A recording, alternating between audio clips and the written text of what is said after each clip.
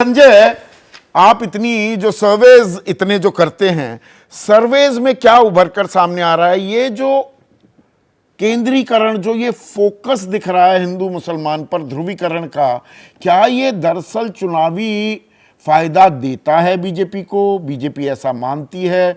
पिछले 3 चुनाव जिनका मैंने जिक्र किया है, दोबारा मैं दोहराऊंगा नहीं, वहां पर तो फायदा नहीं होता दिखा है, पर बीजेपी कोई मासूम या नादान राजनीतिक दल नहीं है। वो सोच समझकर किसी भी रणनीति को इस्तेमाल करती है।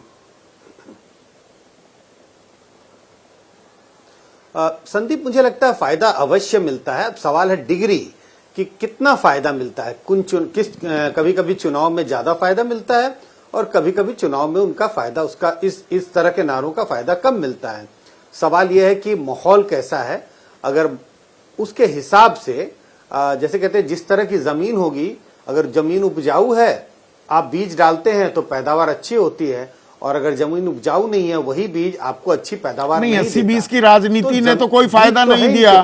फैजाबाद भी बीजेपी हार गई उत्तर प्रदेश में, बजरंगबली को इतना बड़ा मुद्दा बनाया कर्नाटक में, 66 सीटों पर सिमट कर रह गई। 135, दुगनी से ज्यादा सीट कांग्रेस ले जाने में, जीतने में कामयाब हुई थी। तो फिर भी रिलायंस जारी रखना नहीं, सिर्फ एक नारे के सहारे नहीं। देखिए, ऐसा नहीं है कि बीजेपी सिर्फ और सिर्फ इसी मुद्दे पे चुनाव लड़ रही है। मैं भी मानता हूं कि इसको एक तरह से सेंट्रल मुद्दा बनाया हुआ है, लेकिन यह मानना कि चुनाव दर चुनाव सिर्फ एक ही मुद्दा है उनके पास और इसी मुद्दे के सहारे बीजेपी सारे चुनाव लड़ना चाहती है, इसी मुद्दे के सहारे सारे वोटरों को अपनी ओर लुभाना चाहती है, मोबिलाइज करना चाहती है, मैं ऐसा नहीं मानता। उनको लगता है कि उनका अपना जनाधार है, लाभार्थी हैं, उनका वोट आएगा, कुछ जाति के बेसिस पर जो मोबिलाइजेशन है उसका वोट आएगा, लेकिन उन्हें लगता है कि इसको भी क्यों ना ट्राई किया जाए। जैसे कहते हैं एक ऑलराउंडर के जैसा, कि भाई एक ऐसी चीज को ले लो जो आपको थोड़ा ज्यादा फायदा दे सके। तो सिर्फ और सिर्फ आप कर्नाटक का जिक्र कर रहे हैं, आप यूपी का जिक्र कर रहे हैं, ऐसा नहीं है कि ये कहें कि इन मुद्दों के सहारे बीजेपी हार गई चुनाव या इन मुद्दों ने उनके लिए काम नहीं किया। दूसरे मुद्दे काम नहीं किए होंगे, कोई जरूरी नहीं, हम ऐसा सीधा आकलन नहीं कर सकते। यही मुद्दा काम नहीं किया, बाकी सारे मुद्दे काम कर रहे थे। कर्नाटक में सरकार के कामकाज का प्रदर्शन बहुत खराब था। नहीं, ये जातिगत जनगणना, नारा ले आए, हिंदुओं का जातियों में बंटना, एक होता है हिंदुओं की लामबंदी की, पिछड़े भी साथ आ गए, आपने रेनबो कोएलिशन बना ली, मंडल कमंडल को साथ साध लिया, पर वो अलग अलग हो गए। उसका जो नुकसान हमें सीधा होते दिखा 2024 के लोकसभा चुनाव में बीजेपी को, उसकी भरपाई कर रही है क्या बीजेपी? नहीं, बहुत साफ है, स्ट्रैटेजी बहुत साफ है। अगर जातिगत आधार पर वोट पड़े, या आप जिस बात का आप जिक्र कर रहे हैं, जाति जनगणना हो, संविधान बचाने का मुहिम हो, अगर यह मुद्दा हावी हो गया, तब बीजेपी के लिए ये जो मुद्दा वो कह रहे बार बार, बटोगे तो कटोगे, उस सहारा इसी के लिया जा रहा है। कोशिश ये है कि भाई आप एक बिग मैसेज दो। बिग मैसेज ये है कि यूनाइटेड होना जरूरी है, क्योंकि अगर यूनाइटेड नहीं रहे और जातिगत आधार पर वोट बंटने लगा, तब आपको नुकसान हो सकता है। मतलब बीजेपी को नुकसान होने की गुंजाइश है। उस नुकसान को रोकने के लिए मुझे लग रहा है बीजेपी इसका सहारा ले रही है, न कि उन्हें लग रहा है कि कोई बहुत एडिशनल वोट आ जाएंगे उनके पास। पर क्या एक और लड़ाई भी चल रही है बीजेपी में? अब ये बीजेपी का भविष्य कौन होगा, किसके हाथों में पूरी कमान होगी, और ऐसे में हिंदुत्व का सबसे बड़ा चेहरा कौन है बीजेपी में? क्या लड़ाई उस ओर भी जाती दिख रही है? और टेस्ट केस यहां पर ट्रायल चल रहा है महाराष्ट्र के विधानसभा चुनाव में। अभय दुबे, देखिए, मेरे सामने तो मामला बिल्कुल साफ है। मेरा मानना है कि भारतीय जनता पार्टी, राष्ट्रीय स्वयंसेवक संघ, योगी आदित्यनाथ हों, चाहे नरेंद्र मोदी हों, अमित शाह हों, एक दूसरे के खिलाफ हों या एक दूसरे के साथ हों, ये सब मिलकर एक निर्णय ले चुके हैं, और वो ये है कि हिंदू एकता जो हमने पिछले 10 साल में बनाई थी, ये टिकाऊ साबित नहीं हुई है। लोकसभा चुनावों ने साबित कर दिया है कि ये टिकाऊ नहीं है, ये भंगुर है। इसलिए ये फिर से पूरी राजनीति को 90 के दशक में ले जाना चाहते हैं, जब इनका केंद्रीय नारा था कि रामलला हम आएंगे, मंदिर यहीं बनाएंगे। ये उस नारे का विकल्प है, बटेंगे तो कटेंगे।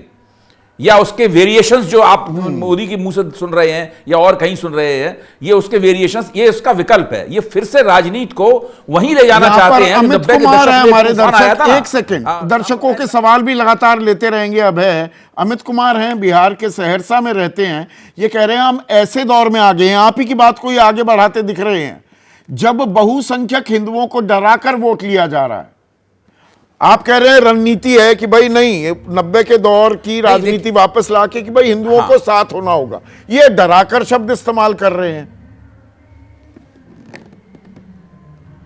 देखिए, दिक्कत की बात यह है कि आर्थिक मुद्दे पर सरकार की जो कमजोरियां हैं, न वो लोगों की आमदनी बढ़ा पा रही है, न रोजगार दे पा रही है, न महंगाई कम कर पा रही है, तो ये सब इसकी वजह से जो बैकलैश बनता है, जो एंटी इनकम्बेंसी बनती है, उसका असर इन लोगों ने लोकसभा चुनाव में देख लिया है। देखिए, अपने प्रभाव क्षेत्र में ये 70 से ज्यादा सीटें हार गए। जो भाजपा का कैचमेंट एरिया था, ये एक बहुत बड़ा झटका है। अगर इससे थोड़ी भी ज्यादा हारते तो कबाड़ा हो जाएगा, बिल्कुल कांग्रेस आ जाएगी सामने, और उतना ही फायदा कांग्रेस को होता चला जाएगा। तो इसके लिए ये पूरी तरीके से भाजपा के नेताओं से निजी बातचीत कीजिए, मैंने कई लोगों से बातचीत की है, वो साफ कहते हैं कि हम लोग बड़ा जबरदस्त रूप से हिंदू मुस्लिम करने वाले हैं। 2 महीने पहले मैंने बातचीत की थी और अब वही होते हुए दिखाई पड़ रहा है। सुरेंद्र है हमारे दर्शक, एक सेकंड, ये देखिए बिल्कुल ऐसी तुकबंदी हो रही है। अब है, आप जो बात कहते हैं कुछ उसी से जुड़ी बात हमारे दर्शक भी उठा देते हैं। दिल्ली वासी हैं सुरेंद्र, ये कह रहे हैं अभी का चुनावी ध्रुवीकरण ये बताता है कि बीजेपी एक कदम और ऊपर उठ रही है। वो रणनीति के तौर पर कह रहे हैं अब अटल जी और मोदी जी से बीजेपी आगे बढ़ने वाली है। देखिए, मैं समझता हूं आप जो बात कह रहे हैं, आपके दर्शक जो कह रहे हैं, वो मैं कह रहा हूं, तकरीबन हम लोग एक ही सी बात कह रहे हैं।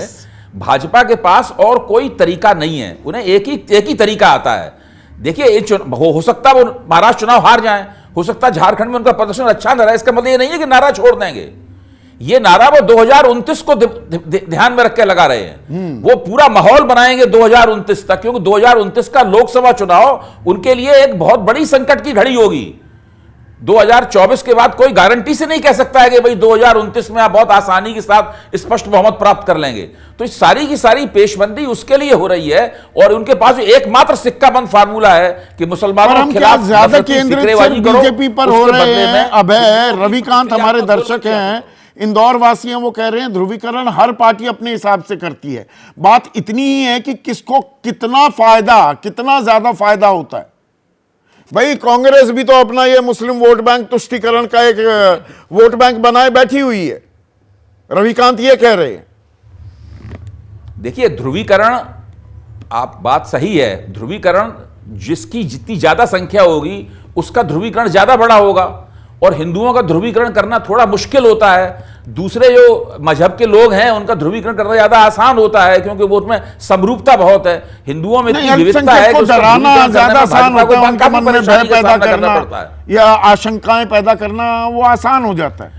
आपने खुद संदीप जी, आपने खुद ही उदाहरण दिए हैं कि अब वो बात नहीं रही जो 90 के दशक में जिस तरीके से हिंदुओं की गोलबंदी हो गई है। अब भाजपा के लिए काफी मुश्किल है। आपने कर्नाटक का उदाहरण दिया, आपने और दूसरे चुनावों का उदाहरण दिया कि आप जो बात बजरंग बली का नारा लगा रहे हैं प्रधानमंत्री, वोट नहीं मिल रहा है। राम जन्मभूमि का वो कर रहे हैं, प्राण प्रतिष्ठा कर रहे हैं, वोट नहीं मिल रहा है। मुसलमानों के खिलाफ क्या क्या बातें भी है, जैसा आप कह रहे हैं 2029 तक इस मुद्दे को 90 के दशक को दोबारा से रिविजिट कर रहे हैं, उसको थोड़ा नया फ्लेवर और कलेवर दे रहे हैं। ये हमारे जो दर्शक थे दिल्ली के पीसीआर, इनका ही सवाल करिएगा, क्योंकि